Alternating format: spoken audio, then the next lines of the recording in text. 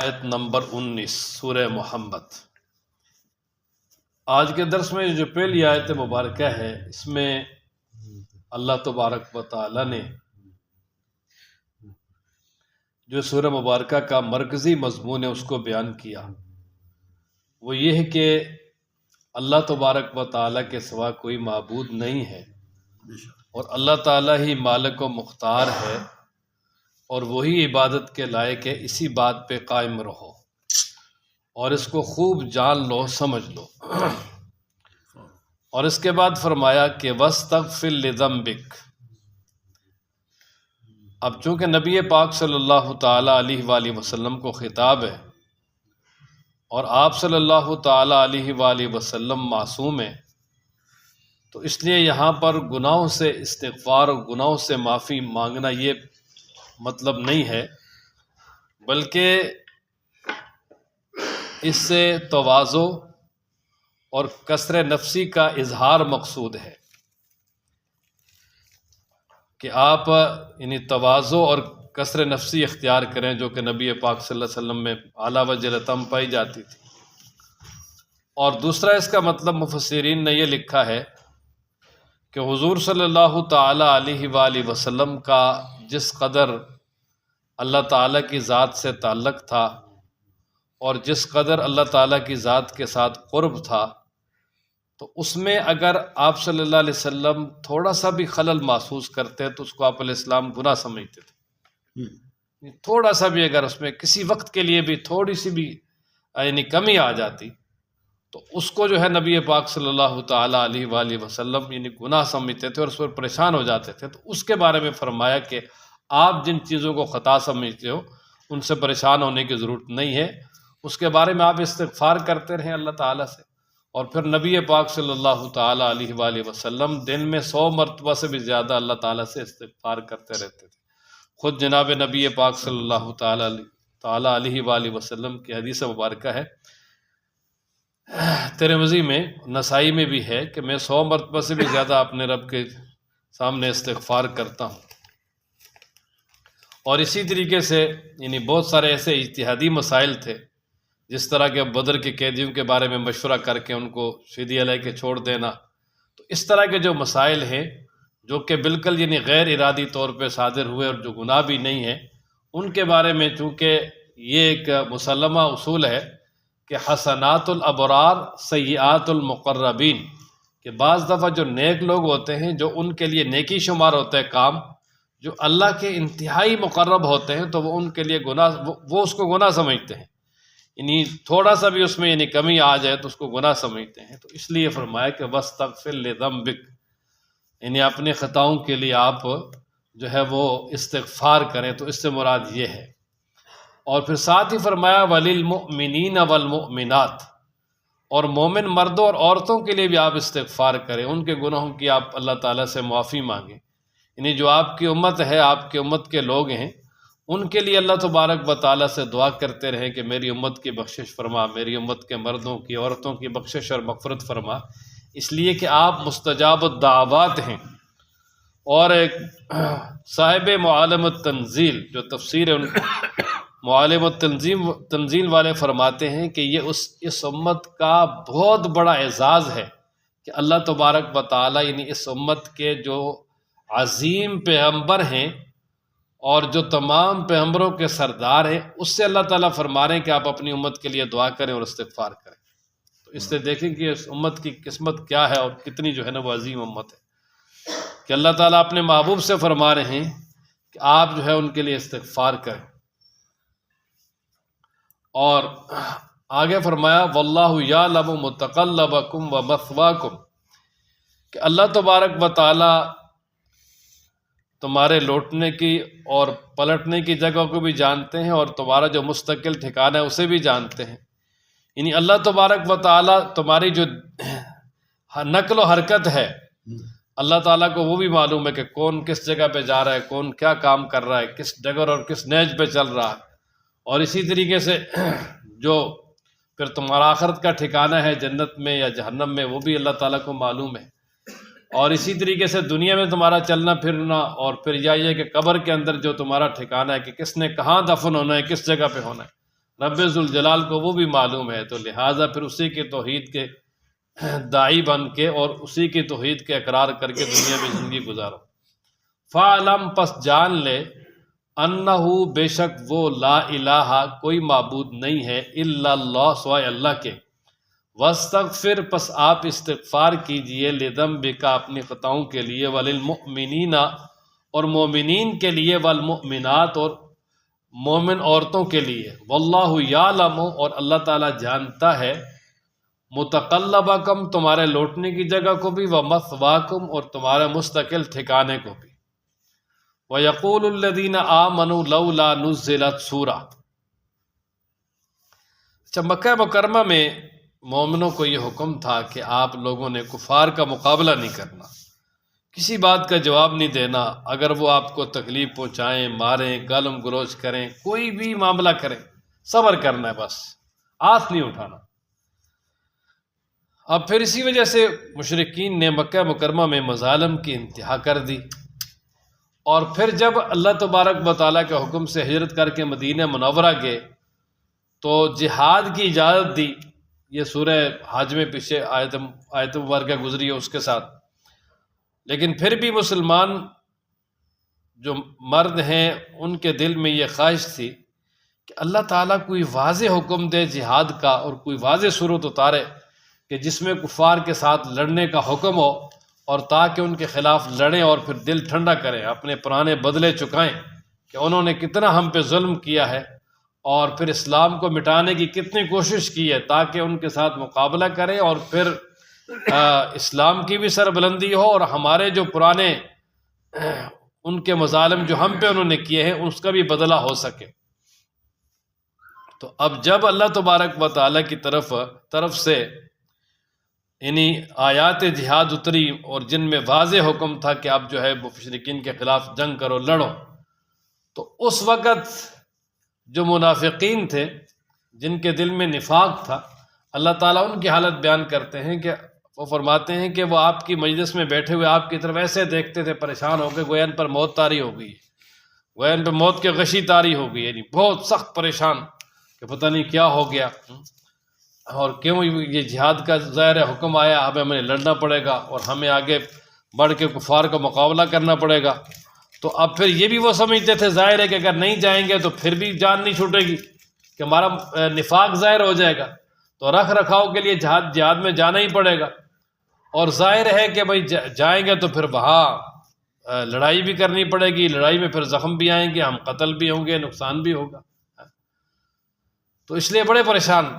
پریشانی کے ساتھ نبی پاک صلی اللہ علیہ وسلم کی طرف دیکھتے، تو اللہ تبارک و تعالیٰ نے فرمایا کہ ان کے لیے ہلاکت ہے، تباہی ہے، بربادی ہے، اب ان کی شامت آ گئی ہے کہ ان کا نفاق بھی ظاہر ہوگا، اور اسی طرح جس چیز سے وہ ڈرتے ہیں، اور دوسرا یہ ہے کہ ان کو یعنی جہاد میں جانا بھی پڑے گا اور زخم بھی آئیں گے، نہیں تو پھر ان کی مرافقت بالکل ظاہر ہو جائے گی، اور پھر اس سے بھی جو ان دنیا والوں کے سامنے جو ایک پردہ ہے وہ اٹھ جائے گا اور ذلیل ہوں گے۔ وَيَقُولُ الَّذِينَ اور کہتے ہیں وہ لوگ، آمنوا جو ایمان لائے، لولا کیوں نہیں، نزلت اتاری جاتی، سورتن کوئی سورت، کون سی سورت کہ جس میں واضح جہاد کا حکم ہو، ایسی کوئی سورت کیوں نہیں اترتی، یعنی اترنی چاہیے۔ اللہ فرماتے ہیں فَإِذَا أُنزِلَتْ پس جب اتار دی گئی سورت محکمتن کہ جس کے اندر محکم اور مضبوط حکم تھا جہاد کا، وَذُكِرَ فِيهَا الْقِتَالُ اور اس میں تذکرہ تھا قتال کا، یعنی جو صورت تھی بالکل واضح تھی اور محکم اور مضبوط، اور پھر اس میں جہاد کا بھی حکم تھا، تو رَأَيْتَ الَّذِينَ تو آپ نے دیکھا ان لوگوں کو، فی قلوبہم جن کے دلوں میں مرض بیماری ہے، ینظرون بیماری سے مراد روحانی بیماری، نفاق جو ہے نا یہ بہت بڑی بیماری ہے، مرض جن کے دلوں میں مرض ہے، ینظرون الیک وہ دیکھتے آپ کی طرف، نظر المغشی علیہ من الموت اس شخص کی طرح کہ جس طرح وہ شخص دیکھتا ہے کہ جس پر موت کی غشی طاری ہو جائے، تو فاولی لہم تو بس بربادی ہے ان کے لیے، تباہی اور بربادی۔ طاعتوں و قول معروف، یہ عربی گرامر کے اعتبار سے طاعتوں یہ معطوف علیہ اور قول معروف یہ معطوف ہے، یہ معطوف علیہ مل کر مبتدا ہیں، ان کی جو ہے نا وہ خبر موضوف ہے، خیر لہم و احسن، لہم یا امثل لہم، تو معنی یہ ہوگا کہ اگر وہ منافقین نبی پاک صلی اللہ علیہ وسلم کی اطاعت کو لازم پکڑتے اور اچھی بات کرتے، یعنی مناسب بات کرتے، کہ جب اللہ تبارک و تعالیٰ کی طرف سے کوئی حکم آتا تو اس کو دل و جان سے قبول کرتے، کہتے جی بالکل اللہ کا حکم ہے ہمارے لیے، ہم تو اس پہ دل و جان سے حاضر ہیں، تو فرمایا کہ یہ ان کے لیے بہت ہی بہتر تھا، بہت بہتر تھا ان کے لیے اور بہت اعلیٰ ہوتا۔ اور اسی طریقے سے فرمایا کہ جب اللہ تعالیٰ کی طرف سے کسی کام کا فیصلہ ہو چکا، یعنی جہاد کا، تو اگر وہ سچے ہوتے اور اپنے وعدے کو سچ کر دکھاتے اور صحیح مسلمانوں کے ساتھ مل کر کفار کا مقابلہ کرتے تو یہ ان کے لیے بہت بہتر تھا۔ وجہ یہ ہے کہ دنیا میں بھی عزت، نیک نامی، مال و دولت بھی اللہ تعالیٰ عطا کرتے مال غنیمت کی صورت میں، اور آخرت میں جنت ہے اور آخرت کی نعمتیں تو ہیں ہی ہیں، لیکن انہوں نے یہ چیزیں اختیار نہیں کی، جس کی وجہ سے دنیا میں بھی ذلیل ہوئے، منافقت ظاہر ہو گئی، اور آخرت میں تو فرمایا کہ منافقین جہنم کے سب سے نچلے اور سخت درجے میں ہوں۔ طاعت و قول معروف، اطاعت لازم ہے اور بھلی بات بھی ان کے لیے بہتر ہے۔ فَإِذَا عَزَمَ الْأَمْرُ، تو جب فیصلہ طے پا جائے یا طے ہو گیا تو فَلَوْ صَدَقُوا اللَّهَ، پس اگر انہوں نے سچ کیا ہوتا اللہ تعالیٰ کے ساتھ اپنا وعدہ، تو لَكَانَ خَيْرًا لَهُمْ، تو یہ ان کے لیے بہت بہتر ہوتا۔ فَهَلْ عَصَيْتُمْ إِن تَوَلَّيْتُمْ، اس آیت مبارکہ میں اللہ تبارک و تعالی نے منافقین سے خطاب فرما کے فرمایا کہ تم پر جو ہے نا وہ جہاد فرض کیا گیا ہے، اور اس جہاد کے بہت سارے دینی دنیاوی فوائد ہیں۔ دینی فائدے یہ ہیں کہ اللہ کی رضا حاصل ہوگی، جنت حاصل ہوگی، اور آخرت میں جو ہے اللہ تبارک و تعالیٰ کے ہاں بہت بڑا مقام ہوگا، شہید بھی ہو گئے تو پھر بھی زندہ ہیں، اور دنیاوی بھی فائدے ہیں کہ اسلام کا بول بالا ہوگا اور کفار مغلوب ہو جائیں گے اور مسلمان طاقت میں آ جائیں گے، اور دنیا میں اللہ تعالیٰ ان کو یعنی حکمرانی عطا کر دیں گے۔ لیکن چونکہ انہوں نے اس چیز کو بالکل جو ہے نا وہ پس پش ڈال دیا، چھوڑ دیا، اس سے انہوں نے منہ پھیر لیا، تو اللہ تبارک و تعالیٰ فرماتے ہیں کہ جب تم نے اتنے بڑے حکم سے منہ پھیر لیا تو اب تم پہ کوئی یقین نہیں ہے، اگر تمہیں حکومت مل جائے تو تم پھر بھی زمین پہ فساد کرو گے، یعنی لوگوں کو جو ہے نا وہ ظلم و ستم کے ساتھ پریشان کرو گے، ان کی حق تلفی کرو گے، اور رشتہ داروں کے ساتھ قطع تعلقی کرو گے، ان کے حقوق پامال کرو گے، اور اسی طریقے سے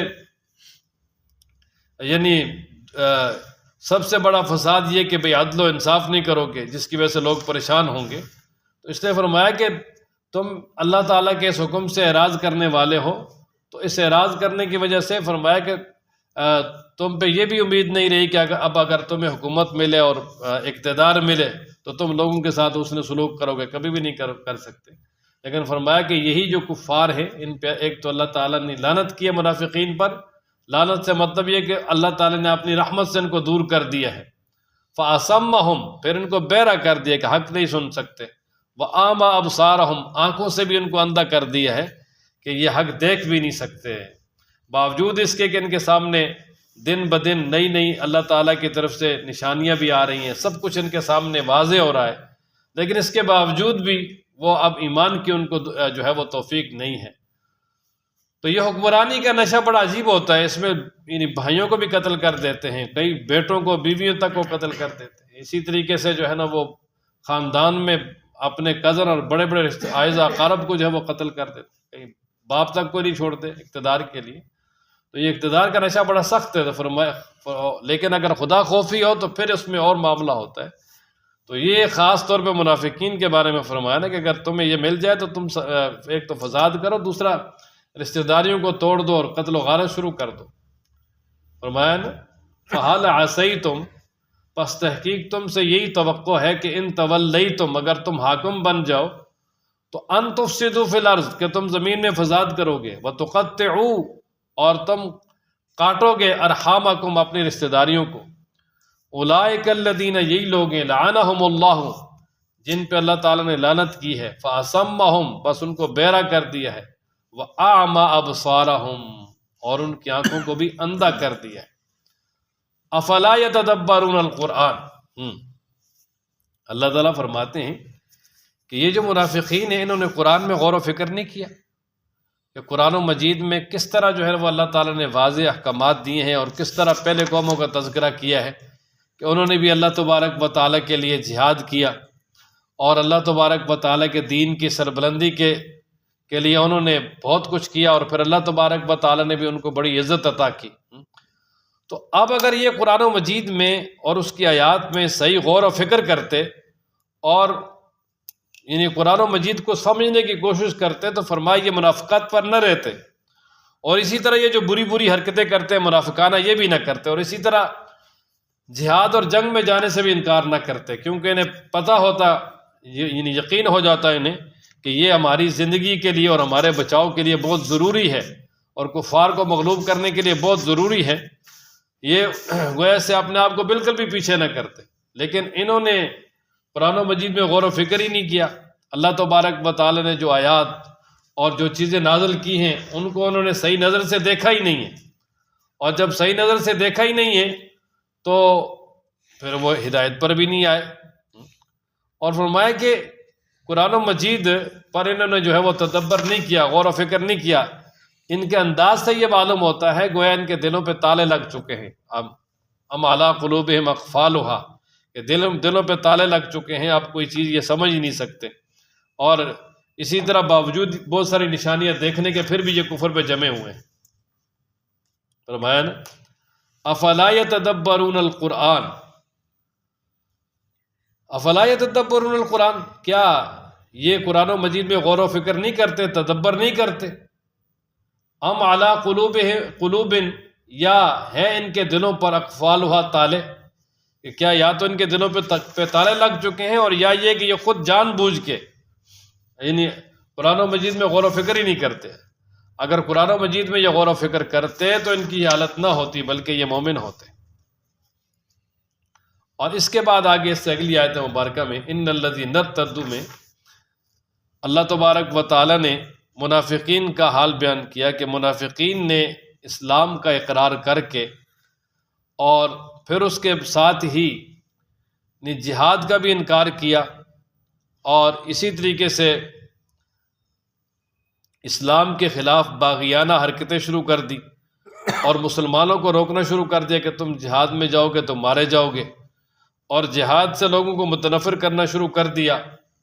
اور نبی پاک صلی اللہ تعالی علیہ وآلہ وسلم اور مسلمانوں کے لیے انہوں نے طرح طرح کی مشکلات کھڑی کرنی شروع کر دیں، حالانکہ ہدایت ان کے سامنے بالکل واضح ہو چکی تھی۔ تو اللہ فرماتے ہیں کہ اس کی سب سے بڑی وجہ یہ ہوئی کہ شیطان نے جو ہے نا وہ ان کے لیے برے اعمال مزین کر دیے، اور اسی طرح شیطان نے ان کو امیدیں دلائیں۔ شیطان نے ایک تو انہیں ڈرایا، یہ بات ان کے دل میں جو ہے وہ ثبت کر دی کہ بھئی جہاد میں جاؤ گے تو تم مارے جاؤ گے، تباہ و برباد ہو جاؤ گے، کچھ بھی نہیں رہے گا۔ اور دوسرا یہ کہ ان کو امیدیں یعنی لمبی عمر کی امید دی کہ اگر تم گھر بیٹھے رہو گے تو تمہیں لمبی عمر ملے گی، حالانکہ ایسا نہیں ہے۔ اللہ تبارک و تعالی نے جو وقت لکھا ہے اس وقت پہ موت آنی ہی آنی ہے، چاہے وہ انسان گھر میں ہو چاہے وہ انسان میدان کارزار میں ہو۔ اس لیے فرمایا کہ منافقین کو ایسا نہیں کرنا چاہیے۔ اور اسی طرح اس سے مراد اہل کتاب بھی ہیں کہ اہل کتاب نبی پاک صلی اللہ علیہ وسلم کی نشانیاں دیکھ کر وہ دل سے تو ایمان لاتے تھے، لیکن پھر انہوں نے خود اپنی دنیا کی جو ہے وہ دولت اور دنیا کی عزت اور دنیاوی شان و شوکت کی وجہ سے نبی پاک صلی اللہ علیہ وسلم کا انکار کیا، اور فرمایا کہ اس انکار کی وجہ یہ کہ شیطان نے ان کے لیے جو ہے ان کے برے اعمال مزین بھی کر دیے، اور ان کو یہ امید دلائی کہ اگر تم ایمان نہیں لاؤ گے تو تمہاری سرداری برقرار رہے گی، ایمان لے آؤ گے تو تمہاری سرداری ختم ہو جائے گی۔ فرمایا ان الذین ارتدوا، بے شک وہ لوگ جو مرتد ہو گئے، اعلی ادبارہم، اپنی پیٹھوں پر یعنی اسلام سے پھر گئے، چاہے وہ منافقین ہو کہ اسلام کا اقرار کر کے پھر منافقت اختیار کر لی، یا یہود و نصارہ ہو، من بعد ما تبین لہم الہدی، بعد اس کے کہ واضح ہوگی ان کے لیے ہدایت۔ تو فرمایا الشیطان سول لہم، شیطان نے ان کے لیے برے کام مزین کر دیے، واملا لہم، اور اسی طرح ان کو شیطان نے طرح طرح کی امیدیں بھی دلائیں، اور جو امیدیں دلائیں ان کی وجہ سے جو ہے نا وہ حق کو چھوڑ کر باطل کی طرف مائل ہو گئے۔ ذالک بانہم قالوا للذین کرہوا ما نزل اللہ سنطیعکم فی بعض الامر واللہ یعلم اسرارہم۔ اچھا، یہ جو اللہ تبارک و تعالیٰ فرماتے ہیں نا کہ ذالک بانہم قالوا للذین کرہوا، یہ للذین کرہوا جو ہے نا اس سے مراد مشرکین ہیں، اور جو ذالک بانہم سے مراد جو ہے نا یہ منافقین ہیں، کہ اللہ تعالیٰ فرماتے ہیں کہ یہ اس وجہ سے ہے کہ جو منافقین ہیں انہوں نے یہود اور مشرکین کو یہ یقین دلایا کہ ہم جو ہے نا وہ ظاہراً نبی پاک صلی اللہ علیہ وسلم کی پیروی کرنے میں تمہاری بات نہیں مانیں گے، ہم ظاہراً ان کی پیروی بھی کریں گے، ان کی مجلسوں میں بھی جائیں گے، ان کے ساتھ بیٹھیں گے بھی، لیکن یہ کہ دلی طور پہ جو ہے نا وہ ہم تمہاری بات مانیں گے، کہ ہم یعنی ان کی یعنی دلی طور پہ نبی پاک صلی اللہ تعالیٰ علیہ وآلہ وسلم کی بات نہیں مانیں گے، ہم ویسے بظاہر جا کے اپنے آپ کو اسلام کا اقرار بھی کریں گے اور اپنے آپ کو مسلمان ظاہر کریں گے صرف ان کو دھوکہ دینے کے لیے، اور باقی جو ہے ہم تمہارے ساتھ ہیں، اس لیے آپ جو ہے نا ہمیں یہ نہ کہیں کہ آپ ان کی مجلس میں نہ جائیں، ہر بات ہم آپ کی نہیں مانیں گے، کچھ باتیں آپ کی مانیں گے، لیکن تاکہ ہمارا نفاق چھپا رہے تو اللہ تعالیٰ فرماتے ہیں واللہ یعلم اسرارہم، اللہ تو ان کے دل کی باتوں کو بھی جانتا ہے، اس لیے اللہ تبارک و تعالیٰ نے ان کے جو ہے نا وہ جتنے بھی باطنی اندر چھپائے ہوئے تھے کہ بھئی ہم ظاہراً تو محمد صلی اللہ علیہ وسلم کی اتباع کریں گے، باطناً ہم تمہارے ساتھ ہوں گے، اس سب کو جو ہے وہ واضح کر دیا اور دنیا کے نقشے میں کھول دیا کہ جو منافق ہیں وہ اوپر سے اپنے آپ کو مسلمان کہتے ہیں، حقیقت میں مسلمان نہیں بلکہ کافروں کے جاسوس ہیں۔ اور دوسرا یہ کہ انہوں نے منافقین نے یعنی مشرکین کو بھی اور یہودیوں کو یہ یقین دلایا ہوا تھا کہ ہم بظاہر جو ہے وہ مسلمانوں کے ساتھ ہوں گے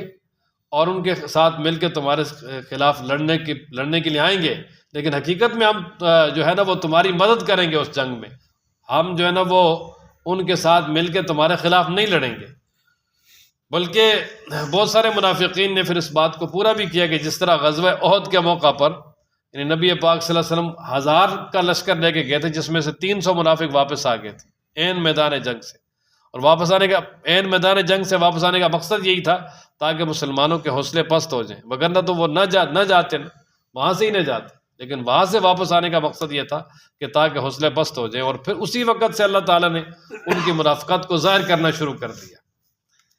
ذالک، یہ اس وجہ سے ہے کہ بِأَنَّهُمْ، بے شک انہوں نے قالو کہا، یعنی منافقین نے،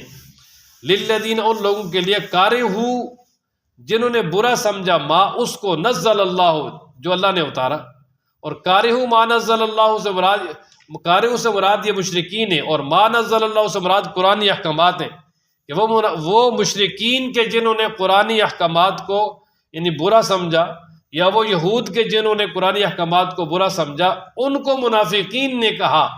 سنطیعکم فی بعض الامر، ہم تمہاری اطاعت کریں گے بعض معاملات میں، کہ بعض کاموں میں ہم تمہارے ساتھ ہیں جناب، بالکل، اور تمہاری مدد کریں گے، لہذا تم مسلمانوں کے خلاف محاذ کھولو صحیح، اور بعض میں ہم نہیں کریں گے، یہ ظاہراً ہم ان کے ساتھ ہوں گے۔ تو فرمایا واللہ، اللہ تعالیٰ، یعلم، خوب جانتا ہے، اسرارہم، ان کے پوشیداؤں کو، اسرار سر کہتے ہیں اس راز کو جو دل میں چھپا ہو، اللہ تعالیٰ ان کے دلوں کے اندر جو چھپے ہوئے راز ہیں ان کو بھی جانتے ہیں۔ فَكَيْفَ إِذَا تَوَفَّتْهُمُ الْمَلَائِكَةُ، اب یہ ان کو ایک دنیاوی ڈراوا دے دیا کہ اللہ تبارک و تعالیٰ فرماتے ہیں کہ اب تو یہ منافقت کر رہے ہیں، لیکن وہ وقت بھی یاد کر لیں کہ جب ان پہ موت طاری ہوگی اور فرشتے آئیں گے اور ان کی روح نکالیں گے، اور روح نکالنے کے ساتھ ہی وہ ان کے چہروں پر بھی ماریں گے تھپڑ اور ڈنڈے، اور اسی طرح ان کے پیٹھوں پر بھی ڈنڈے ماریں گے۔ اللہ اکبر، بڑی سختی کے ساتھ منافقین کی روح نکالی جائے گی، اور یہ اللہ تعالیٰ نے معاملہ پردے میں کر دیا ہے، ساتھ بیٹھوں کو پتہ نہیں چلے گا۔ اللہ اکبر، یہ جو قبر ہے نا جی، برزخ، اب اس میں مردے کو عذاب ہوتا ہے۔ آپ علیہ السلام نے فرمایا کہ اگر یہ انسانوں اور جنوں کے علاوہ باقی ساری مخلوقات سنتی ہے، انسانوں سے اللہ نے پردے میں رکھا، جنات سے کہ لوگ مردے دفن کرنا چھوڑ دیں گے، اسی طرح یہ جو نزع کی حالت ہے بالکل، اور اس میں اللہ تعالیٰ خود قرآن میں فرماتے ہیں کہ جب فرشتے ان کی روح نکالیں گے ان کو ماریں گے چہروں پر بھی، اور اسی طرح ان کی پیٹھوں پر بھی شدید سخت قسم کی جو ہے نا وہ ان کو تکلیف ہوگی. اور اس وقت فرشتے ان سے کہیں گے کہ تم جس زندگی کے لیے تم نے جو ہے نا وہ حق کو چھوڑا، ہاں، اب اس کا مزہ چکھ لو. اب تم نے کب تک زندہ رہنا تھا، اب ہمارے ہاتھ آگے ہو، اب آگے جاؤ، آگے جو ہے نا تمہیں پتہ چلے گا. اور یہ اللہ تعالیٰ فرماتے کیوں ہوگا ان کے ساتھ؟ اس لیے کہ ایک تو انہوں نے ان کاموں کی پیروی کی جو اللہ تعالیٰ کی ناراضگی کا ذریعہ ہے، وہ کام کیے انہوں نے، اور اللہ تعالیٰ کی رضا کا ذریعہ بننے والے کاموں کو ناپسند کیا. ہاں، وہ ہے کہ جو کام اللہ کو ناراض کرنے والے ہیں وہ کیے، اور جو اللہ کو راضی کرنے والے ہیں ان کو ناپسند کیا، وہ نہ کیے، تو اللہ تبارک و تعالیٰ نے اس بدلے میں ان کے اعمال کو ہی ضائع کر دیا. جب ان کے جو دنیا میں اگر اچھے کام بھی کیے وہ بھی ضائع ہیں، اکارت ہیں، منافقین کے بھی اور کفار کے بھی. آخرت میں کوئی کسی قسم کا فائدہ نہیں ہوگا، موت کے وقت سے ہی عذاب شروع ہو جائے گا. اللہ تعالیٰ ہم سب کی حفاظت فرمائے. مومن کے لیے فرشتے بڑی خوبصورت شکل میں آئیں گے اور بڑے اعزاز کے ساتھ جو ہے وہ ریشم میں لپیٹ کر اس کی روح کو لے کر جائیں گے. اللہ اکبر. اور اللہ تعالیٰ کی طرف سے خوشخبری لے کر آئیں گے، یا ایتھا النفس المطمئنہ ارجعی الی ربک راضیۃ مرضیہ فادخلی فی عبادی وادخلی جنتی. فرمایا فکیف، پس کیا ہوگا یا کیا حالت ہوگی ان منافقین کی، اذا توفتہم الملائکۃ، جب روح نکالیں گے ان کی فرشتے، یعنی جب موت دیں گے ان کو فرشتے، یعنی وہ فرشتے آ کر ان کی روح نکالیں گے اللہ کے حکم سے. کیا کریں گے؟ یضربون، ماریں گے، وجوہہم، ان کے چہروں پر، وادبارہم، اور ان کی پیٹھوں پر. اچھا، ذالک، یہ اس وجہ سے ہے، بانہم، اس وجہ سے ہے، اتبعوا، کہ انہوں نے پیروی کی، ما، اس کی، اسخط اللہ، جس نے اللہ کو غصہ دلایا، اللہ کو ناراض کیا، یعنی اللہ کو ناراض کرنے والے کاموں کی پیروی کی. وَكَرِهُ، اور انہوں نے ناپسند کیا، رضوانہ، اللہ کی رضا کو، کہ اللہ کے رضا والے کام چھوڑ دیے، نہیں کیے. تو فَأَحْبَطَ، پس اللہ تعالیٰ نے ضائع کر دیے، مٹا دیے، ختم کر دیے، اعمالہم، ان کے اعمال. حالانکہ مومن کے اعمال اللہ تعالیٰ نے بالکل محفوظ کر کے بچائے ہوئے، اور ڈھیروں ثواب اللہ تعالیٰ ان پہ ان کو عطا کریں گے. اللہ تعالیٰ ہم سب کو ایمان پہ قائم فرمائے. ایمان بڑی دولت، بڑی نعمت ہے. اللہ نے جو عطا کی ہے اللہ اس سے معروم نہ کرے، اللہ اسی پہ موت دے دے. وآخر دعوانا الحمدللہ رب العالمین.